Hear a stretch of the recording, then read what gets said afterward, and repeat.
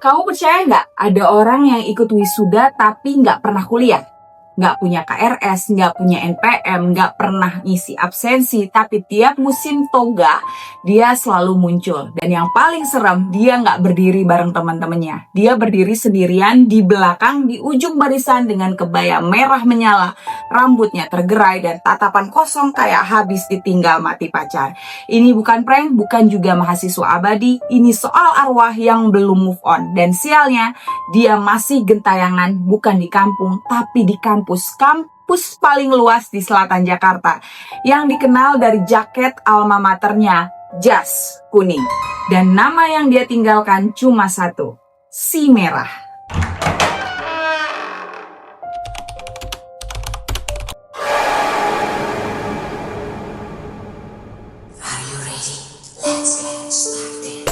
Hai guys, thank you for coming and welcome back ke segmen Kerok, kisah epic horror kamu, aku, kita, bareng aku Revi Betrisva.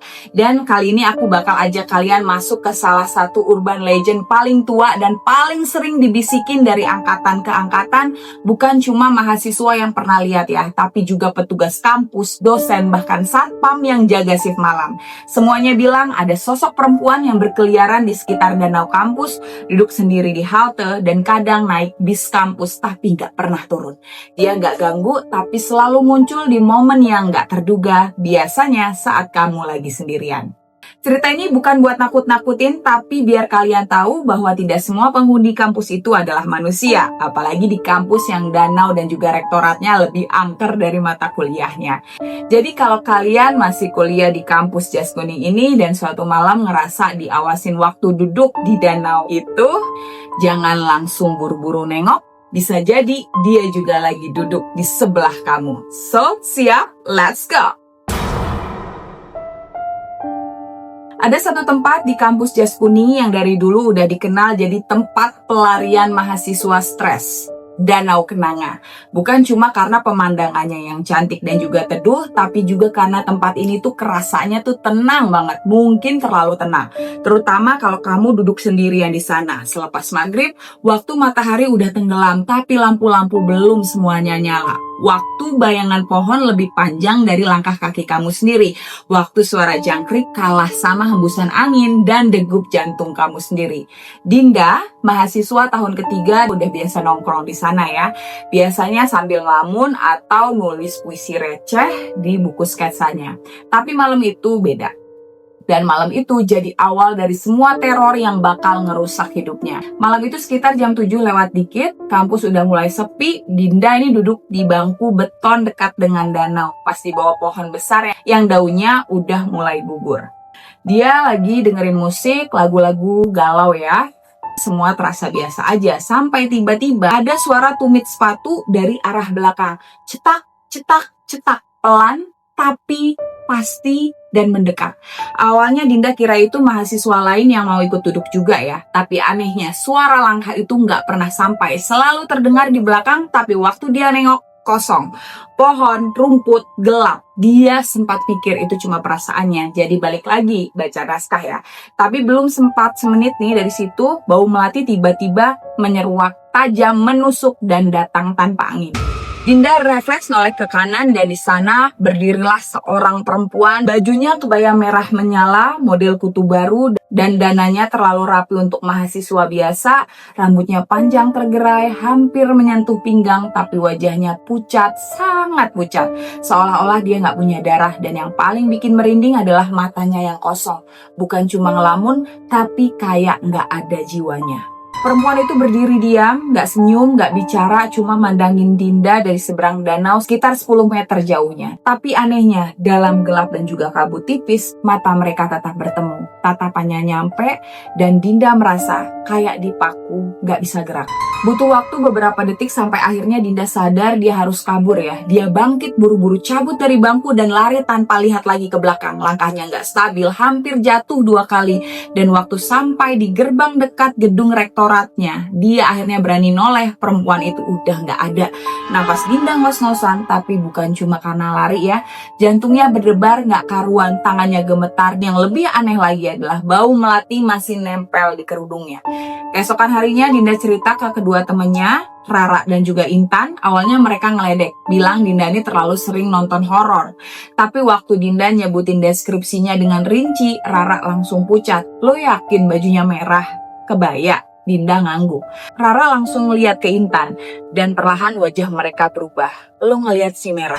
Ternyata cerita soal perempuan berkebaya merah itu udah lama ya jadi urban legend di kampus Jas Kuning itu. Konon dia adalah arwah mahasiswi dari jurusan lama yang dulu meninggal dengan tragis. Ada yang bilang dia itu menghabisi dirinya sendiri karena gagal wisuda. Ada yang bilang ia dihabisi nyawanya oleh pacarnya sendiri. Tapi versi yang paling menyeramkan adalah dia hilang selama berbulan-bulan sampai akhirnya ditemukan mengapung di Danau Kenanga.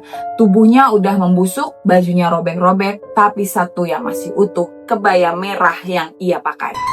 Sejak itu, dia sering terlihat di area danau, biasanya malam hari, biasanya pas musim wisuda.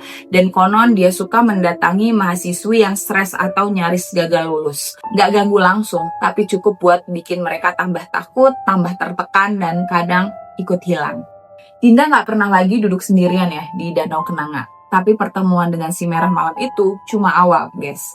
Karena beberapa hari kemudian saat naik bis kampus malam, dia sadar dia nggak sendirian dan suara tumit yang dulu dia dengar di danau kembali datang. Satu hal yang paling disukai mahasiswa kampus Jas Kuning ya, selain danau dan juga kantin fakultas, tentu aja Bikun. Nah, Bikun ini adalah bus kampus kuning yang legendaris, yang mondar-mandir dari fakultas ke fakultas, mengantar mahasiswa yang lelah dari kelas ke kelas. Dan kalau kamu cukup sering naik, kamu bakal hafal. Jam-jam sepi di malam hari bikin Bikun terasa kayak kapsul isolasi. Sepi, hening, bahkan suara ban yang nyentuh aspal pun akan terdengar dengan jelas. Dinda bukan anak teknik, bukan anak kedokteran, tapi malam itu dia harus balik lagi dari lab praktikum Fakultas Sains karena ambil mata kuliah di luar jurusan. Jam menunjukkan pukul 20:13 malam saat dia duduk sendirian di dalam Bikun yang hampir kosong. Hanya ada satu sopir di depan dan Dinda di kursi tengah dekat jendela. Dia sengaja pilih duduk dekat kaca supaya bisa melihat pemandangan kampus malam yang adem dan juga sunyi ya. Tapi 5 menit setelah bus berjalan, dia mencium bau itu lagi. Melati. Awalnya dia coba abaikan, tapi makin lama baunya makin kuat, kayak disemprot dari dalam jaket. Dia refleks nengok ke kanan, kosong, nengok ke belakang juga kosong. Tapi waktu dia nengok ke jendela, pantulan kaca memperlihatkan seseorang duduk di belakangnya, satu baris di belakang, di kursi paling pinggir. Dinda membeku. Dia pelan-pelan menoleh ke belakang secara langsung, tapi kosong, guys. Dia balik lagi menghadap ke depan, tapi di kaca sosok itu masih ada. Perempuan berambut panjang, kepala sedikit miring, tatapan kosong, dan ya, bajunya merah. Bus terus melaju, tapi udara di dalam jadi jauh lebih dingin. Bukan karena AC, tapi karena kehadiran yang gak kelihatan kecuali di kaca. Dinda panik, dia berlari mau maju ke depan, tapi sopir mendadak nyalain musik dangdut keras-keras. Aneh, biasanya sopir Bikun malam itu pastinya diem ya, pasrah dan juga lesu. Tapi yang ini kayak pengen nutup suara lain, atau nutup suara yang mungkin dia juga dengar. Pak, Dinda coba panggil, sopir gak noleh. Pak, saya mau turun, katanya lagi. Panik. Sopir cuma jawab pendek, gak bisa neng, ini jalur langsung, nanti juga turun sendiri. Dinda bingung, apa maksudnya turun sendiri? Dia balik lagi ke tempat duduk dan kali ini gak berani nengok ke kaca sama sekali. Beberapa menit kemudian, bus melambat di depan halte dekat Fakultas Humaniora. Dinda langsung loncat ya, turun sebelum pintu itu benar-benar kebuka. Kakinya gemetar, napasnya ngos-ngosan. Dia nengok ke arah Bikun dan jantungnya nyaris berhenti. Di dalamnya lewat kaca belakang, terlihat si merah sedang duduk, kepalanya tegak, tatapannya lurus ke depan. Tapi yang bikin bulu kuduk berdiri adalah senyumnya perlahan muncul. Bukan senyum manis, tapi senyum datar, kosong. Kayak bilang, aku belum selesai sama kamu. Dinda kabur ke asrama, begitu sampai kamar dia langsung kunci pintunya, tutup jendela dan ngumpet di bawah selimut. Intan, teman sekamarnya, kaget lihat dia setakut itu. "Lu lihat dia lagi?" tanya Intan pelan. Dinda cuma bisa angguk, tangannya dingin dan malam itu nggak ada yang bisa tidur. Karena jam 1 pagi, cermin di kamar mereka tiba-tiba berembun padahal AC-nya mati dan semua jendelanya tertutup. Lalu perlahan di balik embun itu muncul bayangan perempuan berkebaya merah, samar tapi jelas. Setelah itu mereka tahu si merah udah nempel, dan menurut mitos yang beredar di kampus Jas Kuning, kalau dia udah nunjukin wajahnya 3 kali, maka kamu akan dibawa ke tempat asalnya, tempat dia menghilang, tempat dia ditemukan, danau. Tapi bukan cuma itu, Intan menemukan hal lain yang bikin semuanya tambah gila ya. Sebuah foto lama tahun 2008, kiriman dari alumni fakultas, isinya sekelompok mahasiswa wisuda berdiri dengan toga dan juga kebaya formal. Tapi di pojok kanan bawah ada satu sosok yang tidak dikenal, gak ada di daftar wisudawan, tapi jelas terekam kamera, dan yang paling menonjol, dia pakai kebaya merah, tersenyum menatap lurus ke lensa. Cerita ini belum selesai, karena setelah Dikun, Dinda dan Intan mulai dihantui di kamarnya ya. Dan yang paling gila adalah foto-foto mereka berdua mulai berubah guys. Ada wajah asing di pantulan cermin, ada bayangan merah berdiri di belakang, dan yang lebih mengerikan, satu foto menunjukkan wajah Dinda perlahan menghilang digantikan oleh senyum yang sangat familiar. Senyum kosong, senyum milik si merah. Malam itu setelah insiden Dikun dan juga bayangan di kaca, Dinda nggak berani lagi ngaca sendirian ya. Cermin kamar yang biasanya dia pakai buat dandan sebelum ke kelas, sekarang dia tutup pakai kain sarung. Tapi masalahnya bukan di cermin besar itu guys. Bahkan pantulan dari layar HP pun udah cukup buat dia merasa diawasi. Dan bener aja, waktu Dinda buka kamera depan, iseng mau cek muka karena ngerasa rambutnya acak-acakan, dia ngelihat bayangan samar berwarna merah di belakangnya. Pelan, diam, tapi jelas. Intan langsung bilang, "Udah Din, kita minta tolong orang aja, ini udah keterlaluan." Tapi Dinda bingung mau minta tolong ke siapa, ke dosen, ke bagian kemahasiswaan, atau ke pengurus asrama. Mereka akhirnya mutusin buat cerita ke Mbak Laila ya, petugas asrama yang udah kerja di sana dari tahun 2000-an. Wajahnya langsung berubah waktu dengar deskripsi yang Dinda kasih. Kebaya merah, rambut yang panjang, muncul di cermin, bau melati, dan menatap lurus. "Kalian udah kebanyakan 3 kali lihat dia?" tanya Mbak Laila suara pelan. Intan dan Dinda saling tatap. "Iya, mungkin lebih," jawab Intan lirih.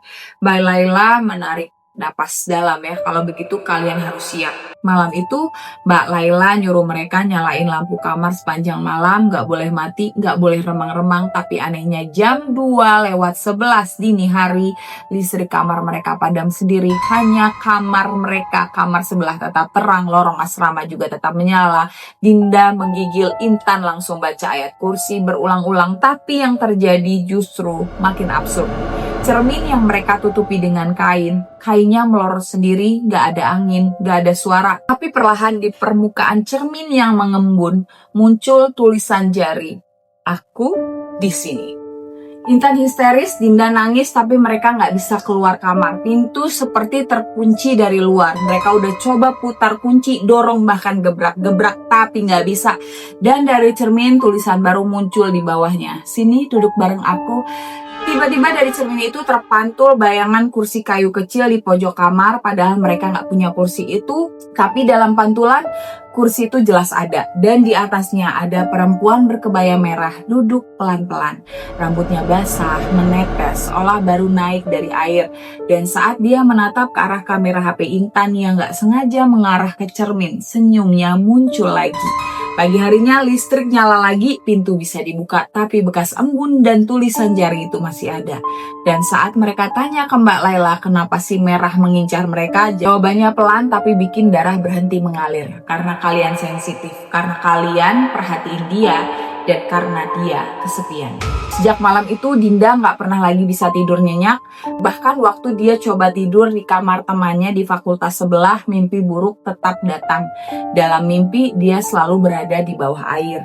Dan dari kejauhan si merah mendekat, rambutnya terjulur di permukaan, tangannya putih, pucat menggapai, dan saat dia menyentuh pipi Dinda, semua tubuhnya membeku. Bangun-bangun Dinda sesak nafas dan baju tidurnya udah basah kuyup, padahal dia nggak pipis dan kamar dingin tapi nggak lembab. Sementara itu kejadian ganjil makin sering muncul guys. Teman-teman satu lorong mulai mengeluh soal bau bunga yang muncul tiap jam 2 pagi, suara perempuan nangis pelan di kamar mandi, dan pantulan merah yang muncul di jendela kamar lantai 3. Padahal jendela itu langsung ke pohon besar, nggak ada akses manusia sama sekali. Dan yang paling nggak masuk akal, CCTV lorong depan kamar Dinda yang biasanya merekam 24 jam nonstop mendadak error tiap jam 2:11. Akhirnya mereka mulai menelusuri asal-usul legenda si merah. Dari alumni yang mereka hubungi lewat forum kampus lama, sebuah cerita soal mahasiswi tingkat akhir yang menghilang menjelang sidang skripsi. Namanya nggak pernah dirilis, tapi dia terakhir terlihat menggunakan kebaya merah karena katanya pengen tampil cantik di hari pentingnya. Dia sempat curhat ke teman-temannya, bilang dia takut nggak lulus, takut gagal, takut malu. Sehari setelah sidang dijadwalkan, dia nggak pernah datang. 2 minggu kemudian mayatnya ditemukan di danau, tubuhnya mulai membusuk, rambutnya masih diikat-ikat kecil, dan kebaya merahnya masih utuh. Dan dari sejak saat itu, cermin di asrama selalu berembun tengah malam. Intan gemetar membaca arsip itu. Dinda hanya bisa menutup muka dengan tangannya dan mereka sadar si merah bukan mau ganggu, dia mau dikenang, mau ditemani, mau ikut lulus. Dan sekarang dia nggak cuma muncul di cermin, dia muncul di foto-foto. Dan yang lebih gila lagi adalah wajah Dinda perlahan mirip dengan wajah yang muncul di arsip lama. Apakah itu kebetulan atau si merah ini udah masuk, atau kalau iya apa yang sebenarnya ia incar? Dari semua cerita soal si merah, ada satu yang bikin bulu kuduk berdiri lebih daripada biasanya. Bukan cuma karena penampakannya guys, tapi karena keterlibatannya dalam kehidupan sehari-hari mahasiswa kampus Jas Kuning. Ini bukan sekedar hantu yang bergentayangan di lorong atau muncul di cermin toilet ya guys ya. Ini adalah cerita tentang hantu yang ikut kuliah. Namanya Aji, mahasiswa jurusan sastra, cowok biasa ya, bukan tipe anak tongkrongan yang heboh, tapi juga bukan orang yang kuper atau yang gak punya teman. Suatu hari dia ini daftar mata kuliah pilihan yang dosennya katanya galak banget, tapi nilainya tuh gampang. Disitulah semuanya bermula. Mata kuliahnya ini diselenggarakan malam, jam 6 sampai jam 9 karena banyak yang kerja atau magang. Aji ingat banget ya, waktu pertama kali masuk ke kelas itu suasananya udah agak merinding. Ruangannya di lantai 3, gedung yang jarang dipakai, lampunya sering kedap-kedip, tapi karena banyak teman dan juga dosen yang enak, ya udahlah Aji cuek aja.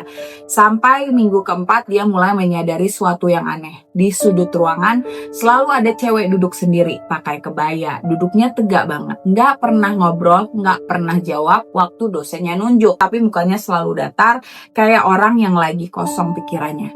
Aji sempat nanya ya ke temannya, itu siapa sih? Mahasiswa sini juga ya? Temannya jawab santai, lah itu masih siapa ya? Gue juga nggak tahu, mungkin anak angkatan atas. Karena penasaran, Aji coba perhatiin terus ya. Sampai suatu malam dia memberanikan diri duduk 2 kursi nih di sebelahnya. Cuma berdua, temannya tuh duduk di deretan lain. Dan entah kenapa hawa dingin tuh langsung kerasa di situ. Cewek itu nggak noleh, nggak bergerak, cuma duduk menghadap papan tulis. Tangannya ditaruh di pangkuan, kebayanya merah tapi bukan merah biasa. Merahnya tuh kayak darah segar dan rambutnya tuh panjang banget, hampir nutupin muka. Dosen sempat kasih kuis mendadak malam itu.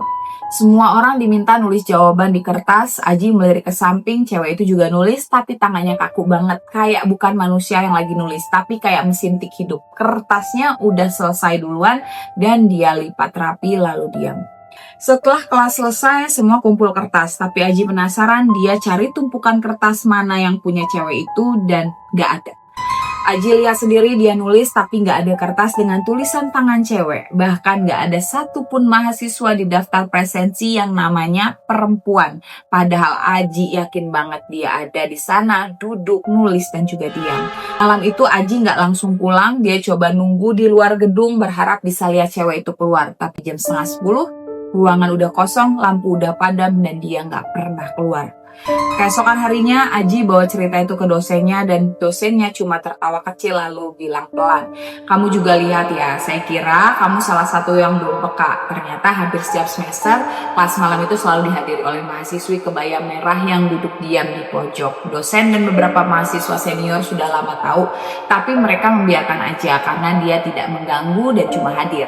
Namun ada satu hal yang bikin Aji ngeri, dosen itu menunjukkan buku presensi. Di situ ada nama tapi meninggal di tahun yang sama kecelakaan di Danau Kenanga. Dia adalah asisten dosen pertama untuk mata kuliah itu dan kebetulan dia suka pakai kebaya merah saat presensi, katanya biar dosennya gampang kenal wajahnya. Aji merasa dunia ini kayak jungkir balik ya. Selama ini dia duduk di satu ruangan sekelas bahkan semeja dengan arwah yang masih percaya dia belum lulus. Sejak malam itu, Aji nggak pernah lagi ambil kelas malam, tapi trauma itu nggak pernah hilang. Setiap lewat gedung itu, dia masih bisa mencium bau melati samar dan kadang mendengar suara kursi yang digeser perlahan dari dalam ruangan kosong. Gimana? Merinding? Kalau kamu suatu saat jalan-jalan ke kampus Jas Kuning dan berdiri di depan gedung rektorat waktu maghrib, coba perhatiin lagi ya. Kadang bayangan suka terlihat dari jendela lantai 2, tapi jangan terlalu lama menatap karena katanya kalau kamu melihat lebih dari 7 detik, dia akan tahu kamu bisa melihatnya dan dia akan ngikutin kamu pulang. Kadang kita terlalu sibuk ngejar IPK, deadline atau skripsi yang gak kelar-kelar, sampai juga lupa bahwa di sekeliling kita itu ada energi-energi yang gak kelihatan. Kampus Jas Kuning ini mungkin terkenal karena prestasinya, lulusannya, ataupun danau romantis yang jadi tempat nongkrong favorit. Tapi malam hari semua itu bisa aja berubah jadi sunyi, dingin, dan kalau kamu cukup peka, kamu bakal sadar ada yang ngeliatin kamu dari balik kaca gedung lama atau dari ujung tangga asrama. Cerita tentang si merah bukan cuma jadi cerita urban legend ya guys ya. Dia adalah penanda luka seseorang yang mungkin pernah ada di antara kita. Seseorang yang gak sempat menyelesaikan tujuannya dan akhirnya nyangkut. Kenapa dia masih muncul? Mungkin dia masih pengen lulus, mungkin dia masih pengen nunggu seseorang, atau mungkin dia cuma pengen dikenang. Yang jelas setiap kampus punya penunggunya, dan kampus Jas Kuning penunggunya bukan rektor, bukan dosen killer, tapi si merah. Kalau suatu malam kamu lihat ada sosok berkebaya merah duduk sendirian di dekat halte danau, jangan panik, jangan lari, cukup bisikin pelan, wisudamu udah selesai, lalu jalan terus, jangan nengok. Kalau kalian nengok, dia bisa ikut pulang. So itu dulu untuk cerita bis kuning dan juga si merah hari ini. Semoga kalian suka. Kalau kalian suka jangan lupa untuk like, subscribe, dan juga share cerita ini ke teman-teman kalian yang memang suka dengar-dengar cerita horor kayak gini. Oke, sampai ketemu di next Kero. Aku Ranti Betusa pamit. See you. Bye-bye.